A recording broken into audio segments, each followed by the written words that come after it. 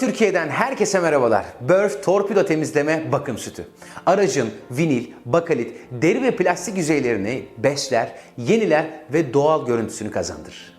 Torpidoya ıslak siyah, parlak ve koyu bir görüntü verir. Uygulandığı yerde yapışkan bir yapı asla bırakmaz. Antistatik özelliği dolayısıyla tozlanma yapmaz, korumaya karşı torpido ve plastik zeminleri güzelce korur.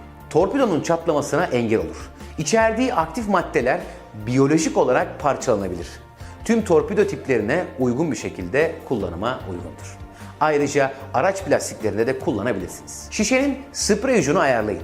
Torpido plastik aksama püskürtün. Süngerle yüzeye kolayca yedirin. İşte Borfh'le temizlik ve parlaklık bu kadar kolay.